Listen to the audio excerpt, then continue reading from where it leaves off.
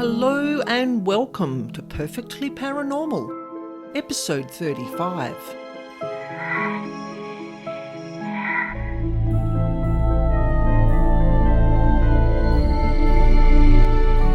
My name's Annaschmidt, and I'm here every week to share with you true paranormal encounters and information about devils, demons, and dark energy beings that no one else talks about. Now, I interview people from all different walks of life, and today I have an interview for you with George Anthony Hernandez. George is in San Quentin Prison in California. He's on death row, and I'm interviewing him through the prison tablet, which they're allowed to use for communication with the outside world. And George has some paranormal stories that he'd like to share with you about his sleep paralysis experiences. And we're also going to look at what causes sleep paralysis from my perspective and why we see these dark energy beings during those nightmarish experiences reported by so many people. George also has a podcast called Skeleton's Closet, where he talks about his life in prison, on death row, the realizations that he's had about his life, and he wants to help deter others from taking the same negative life path. Now, some people today might find the sound quality of this episode a little challenging, but we need to remember where George is and the limitations that are in place. And the only way that I could record the conversation was through my phone, which was propped up next to my laptop. Hi, George. It is great to have you here on Perfectly Paranormal. It's interesting how the podcasting gods put us together through a social media platform. And I'm really interested to hear your paranormal stories. Okay, well, thanks for inviting me, first of all. So I wanted to join you today to speak with you about my experiences with sleep paralysis demons, because I've seen this. My first experience with this was when I was 13 years old, what I remember. And every time I've experienced this, it's always before, like, kind of when I'm a little more tired than usual, and it's before I fall asleep. It's not when you're asleep. It's not a dream. It's nothing like that. It's the moment before you fall asleep. And the first time I experienced it, what happened was I'm laying there and all of a sudden I'm paralyzed. I can't move anything. My voice is paralyzed and I feel a dark, evil presence in the room. And then there's a dark figure like looming over me. And I could feel it. I could feel like hatred, evil. I'm trying to scream. I'm trying to scream for help. I'm trying to move. I'm trying to do everything. And it's not paralyzed. It's not paralyzed with fear. It's not that kind of. So then I feel this presence. I see this dark figure, and I can't see his face, but I tell his face is there. The dark, most experience I had where he was wearing like a dark cloak, like Grim Reaper style thing. He's wearing that. It's just so black and dark, and I could feel his eyes peering at me without actually seeing his eyes, if that makes any sense. And I could feel him taunting me without words, kind of mocking my fear or mocking my situation and mocking that I can't move and he has complete control over my body. And it was terrifying, just completely terrifying. I'm trying to scream. I'm trying to scream for my mother. I'm trying to scream for my sister. And then it's gone. And I can move now. So that was my first time. And my first time that happened, I remember going into my sister's room, or waking her up in the middle of the night. It's late. I was up. And I wake her up and tell her, I told her, I was kind of embarrassing. I didn't want to really say what happened. I just thought I had a bad dream if I could sleep with her. Funny thing is, though, I had more experiences. It was never, there's no pattern. It was never like once a month. Or it's just whatever, just different times. Sometimes it'll be 6 months. Sometimes it'll be 3 months, and it'll come to me again. But the thing is, it would come to me because at 13 years old, I was already doing drugs. I'm kind of living the life I was living, gang stuff. So when it happened to me, it was when I was trying to when I stopped doing drugs and I was trying to do better for myself. And that seemed to be the pattern. Every single time after that, it was when I was trying to do well, trying to do better for myself, and trying not to do drugs, and as if it didn't want that, trying to intimidate me back to what I was doing, or to do that, or trying to scare me, or whatever. So throughout my life, like I said, it happened many times. One night, I was probably like 15 at this time. So I'm laying down with my knees up, and when it happened, it's paralysis. imagine a woman sitting in front of me with her back on my knees, like using my knees as like a chair to lean back on. So there's a woman there, her hair like over my legs, kind of, and she's leaning back against my face. So I feel her contact, her skin, like I feel her on my knees, and that's the first time I actually felt the thing. Like I felt like, before it was always like leaning over me, like looming over me. So sorry about the background noise. They're yelling right here. Look, that's okay. Where you are, I So would just, imagine there'd be quite a bit of background noise. yeah, they're screaming right now. Okay, so I felt her touching me and leaning against me, and that creeped me out like on a whole different level, like more. So I see the hair. I'm trying to scream, same old thing. I'm trying to move, trying to break free from the situation. And my name is George Anthony, but because of Anthony, I go by Tony. So this woman turns and looks at me, says, "What's wrong, Tony?" But it was the way she said it was in like a mocking me type way, like what's wrong, Tony? What are you afraid of? But in a way, like I know, like I know damn well what I'm afraid of. It was like I can't explain what the feeling or what it was, but it was definitely messing with me. Okay, so throughout my life, I've continued to experience this, and I've looked it up. I've tried to research it, try to get an understanding of what it is, and I've heard many different explanations. I've heard try to explain it away psychologically or as a dream or halfway in the dream world. I don't believe that.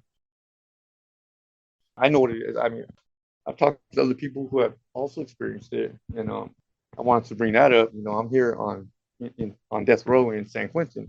That's where I'm at. And one day I'm talking to a friend right here. There's another Mexican guy right here, and we're talking out loud over the tier. And for some reason, somehow it came up, like that issue, like that experience came up. And keep in mind, this is a place where people don't really are not vulnerable. People don't talk about fears or emotions. In prison, you have to be tough. You have to be hard, especially death row. It's like the hardest of the hardest criminals, supposedly. So we got me and this one individual, Mexican guy, and from a prison gang, and we're over here talking over the tier about what about that experience, that sleep paralysis, and what we see, that dark figure, and we're sharing like our stories about it, and they're eerily similar. And crazy thing is, another guy chimes in, a leader of the blood gangs. So he chimes in and says, "Hey, I don't mean to because right here is very respectful. People don't interrupt each other." But he said, "Hey, I heard you guys talking about it. I've experienced that as well."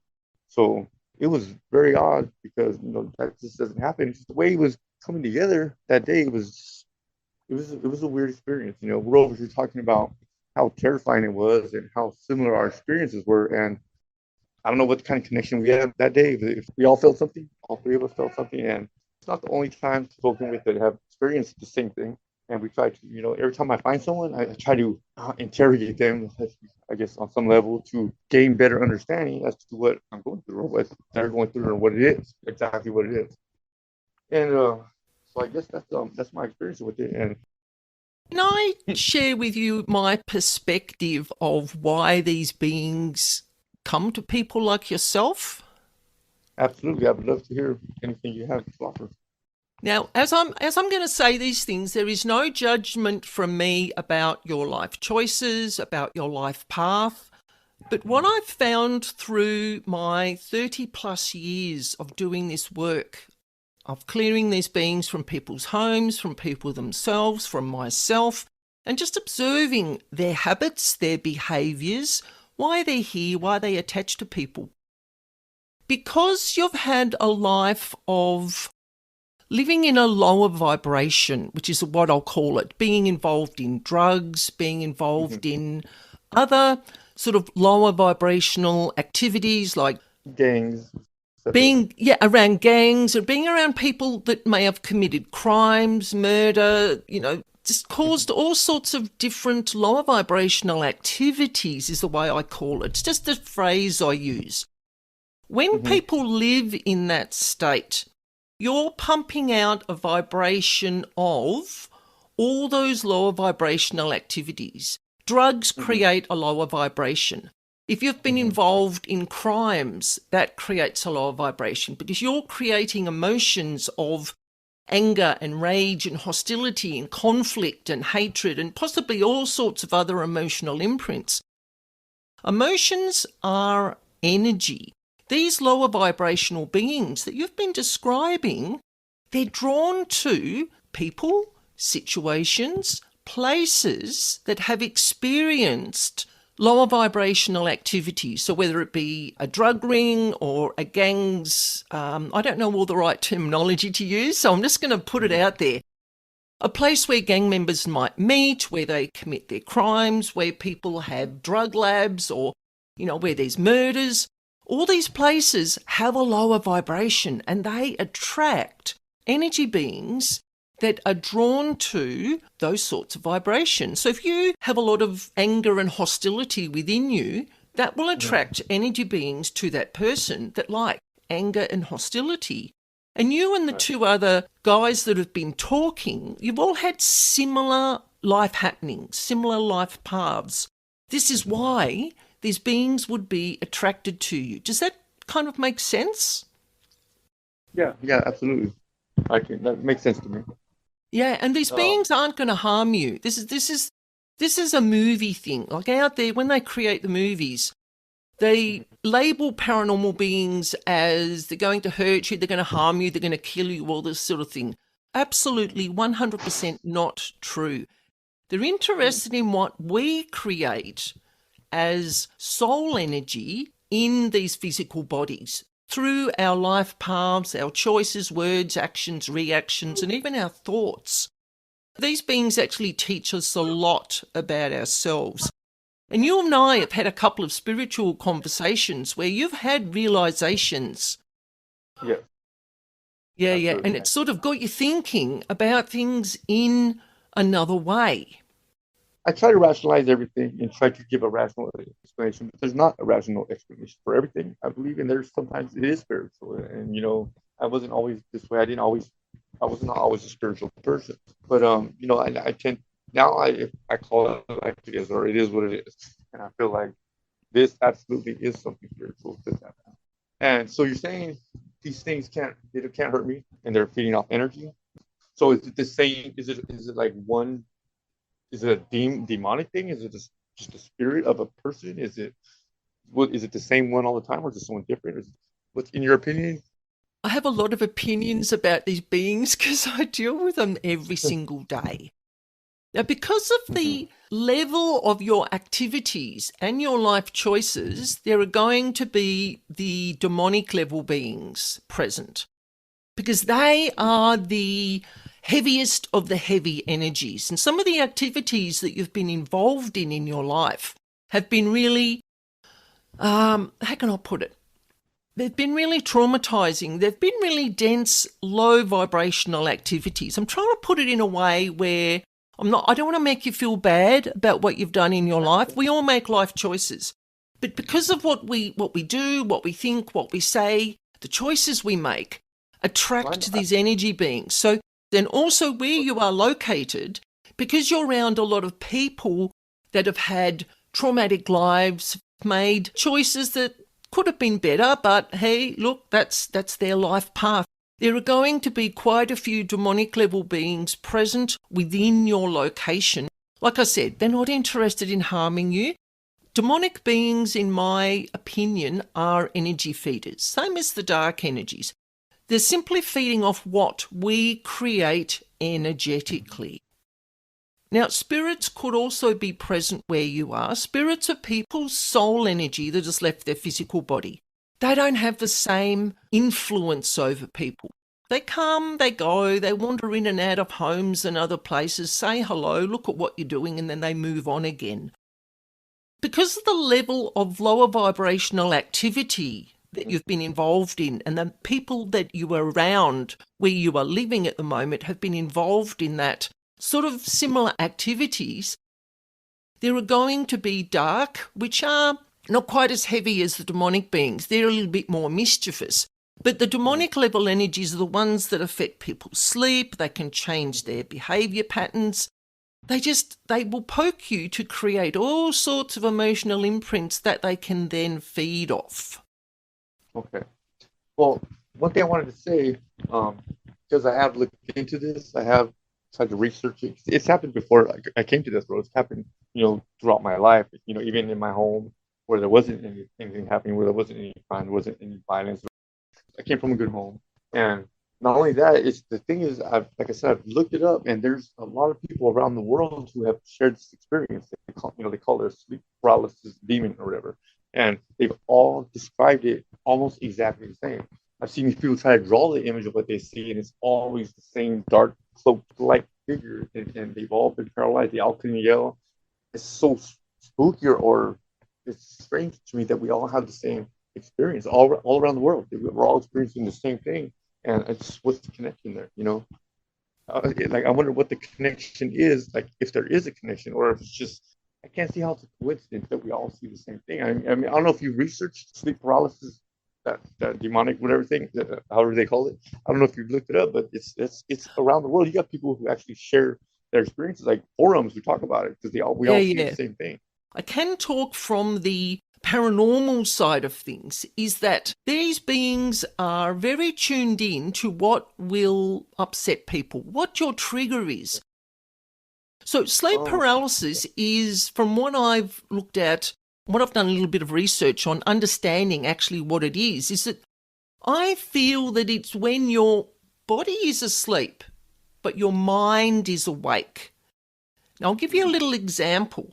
I used to have a partner, and he would tell me that I was snoring sometimes. And he's poking me, going, "Don't snore." But I'm answering him instantly, and I'm wide awake, and I'm not snoring. But yet he said, "I'm hearing your body is snoring." So I wonder if the body and the mind sometimes separate, or they're on different levels of consciousness. So this got me thinking, is this similar to what people experience? Yeah, in sleep paralysis. Your body is kind of frozen, or it's still asleep in a different state, in a different energetic state. But yet your mind, your consciousness is connecting to that paranormal energy that's within our environment. That actually makes a lot of sense to me. Yeah. Good explanation. Yeah, because people are happy to talk about connecting with angels, archangels, spirit guides, God, Jesus, Buddha, whatever words you want to give it. And that's that vibration. Now, you'll feel that warmth, and you might see them. They might be light beings that are wafting around your bedroom. But also, there are the lower vibrational beings, which will be dark. Their energy will be dense. It will make you feel tired or stressed or fearful or panicky or paranoid, depending on what your trigger is. So when the body and the mind is in that split, your consciousness, you're not dreaming, like you're awake. Like when the snoring thing that I mentioned, like I was wide awake. Kind of like your mind working against itself in a way, because your biggest Yeah. They know your fears. And how I know this is from my own personal experience. I have issues with human trauma. Can't watch gory movies, love paranormal, can't do human suffering, can't watch war movies or anywhere where people are being traumatized. What these demonic beings used to do is that they would show me my family members being tortured because they thought that it would upset me. Now, initially it did. I've actually experienced that. So. Initially that upset me, and then I went, hang on, this is not real. So when I started to tune into it and go, hang on, these are these demonic beings, they're trying to upset me, because then I create distress, sadness, sorrow, anxiety, all their yummy food source, which is what they want, because it doesn't work. Once you acknowledge it as not being real, strength, it no longer has that strength over you, that power over you. Yes. I know what you're talking about. I have experienced that, and I do know what you're talking about. And it's like once you acknowledge it as a hallucination or whatever you want to call it, it's gone. It's gone just as soon as it came. Yeah. So if you find that you experience, after we've had this conversation, because they are listening, they're always listening, these paranormal beings. If you find tonight, tomorrow night, next week that you have one of those really dark dreams or that experience with that person on your bed or in your room, just talk to them and go, excuse me, this is bedtime. You need to go now. I'm not frightened of you. You don't scare me. That's what I was going to get to. I was going to ask you, how can I avoid this from happening? Is there a way to get rid of it?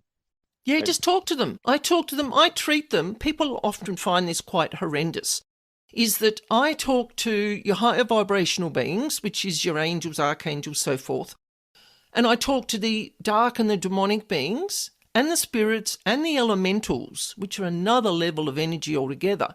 I talk to them all the same. I treat them with all the same level of respect, and then you get a respectful response back. Now, you wouldn't think that dark and demonic beings would be respectful, but how you treat them is how they're going to treat you. It's kind of, I call it the universal law. Most of them behave themselves. I usually say about 85%. There's always sort of 15% that are the rebels and they don't like me because of the work I do. But I do my work very respectfully. They're never harmed. They're never hurt in any way. They simply need to leave the location and go somewhere else. I'm like, you just simply need to, move out. You're evicted. I'll apply it next time. Next time I experience it, well, hopefully I don't experience it again. But next time I experience it, I will apply that. See, they trigger us because they know we're frightened of them, because society, in all its different ways, have trained us to fear them. But really, they're not scary at all. Once you understand them and you use a bit of psychology, this is where I use the respect. So I treat them respectfully. I expect respect back. And they are a bit naughty and they can be a bit tricky because, I mean, they are lower vibrational. They don't think the way we do or the way the higher vibrational beings do. I appreciate everything. I appreciate your to helping me get a better understanding of the situation, and I will apply your advice if it happens again. And I'd love to hear if you can send me a message through our social media connection if you do have these experiences, how you handle it, how you feel afterwards, and does the energy being leave? Do they come back again? It would be good to have like a follow-up conversation to see how you go. I will absolutely follow up with you, and I will let you know that. Look, George, it's been great speaking with you today. I'm going to say that again because whenever I talk paranormal, my mouth, I have problems with my speech. It's one of my little physical things. George, it's been great speaking with you today. I really love to hear people's paranormal experiences, no matter where you are in the world. I really love to hear what people get up to, I can feel what's in your location. Like they know, they're listening to our conversation. And this is why I'm getting a bit of brain fog. My thinking isn't straight. My speech has gone out the window. My mouth is not working properly. These are my physical symptoms when paranormal beings are around, I know. They're just listening. And when we've finished our call today, I know that some of them will be here in my house. And like I talked about respect before, is that I will simply just explain to them what we were doing today and that I have no intention of going into San Quentin Prison in California, death row. I have no interest in going there. And as soon as I make those sort of statements to them, they simply leave my home within about sort of 10 minutes and my energy goes back to normal. My mouth returns to normal. Well, thank you, Anna. It's been a pleasure, and I appreciate the time. I appreciate you inviting me to do this, and I feel like I could move forward a little better with this and better understanding to address it. Thank you. You're welcome. And I'm really grateful to the social media platform where I met you. Like simply I posted a comment on a post and then you commented on my comment. And it's like, wow, this is the way the universe works. When they want people to communicate and connect and share a message, they will make it happen, no matter where the people are in the world. So thank you, George. Thank you very much. Now you're going to love this. After finishing the interview with George, some of the prison's energetic population were in my house. Yes, you heard me right. There were 89 spirits who came forward to transition into the afterlife. This happens quite often when I tune into places. I'm a little bit like what I call a paranormal Pied Piper. When they see me, if they want to move on, then they're going to follow me home, or they'll simply be here when I get home. Anyway, getting back to the story. These 89 spirits were here. They were very patient. They were just present in my kitchen. Now, when I tuned in and asked them what they needed to release, there were large build-ups of rage, hostility, distress, hatred, resentment, blame, loneliness, and sadness. Once I released these emotional imprints for these spirits, they were then able to move on into the afterlife.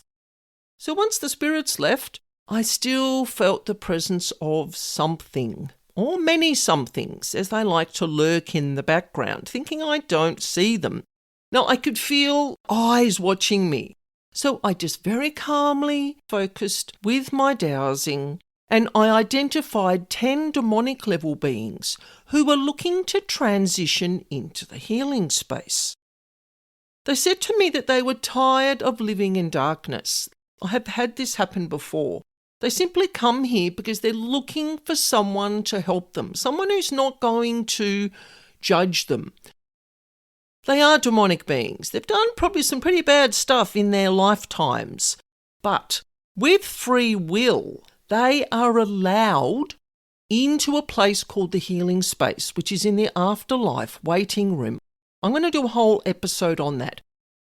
Now, a couple of days after George's interview, I was talking with a medical friend who has an understanding of sleep paralysis.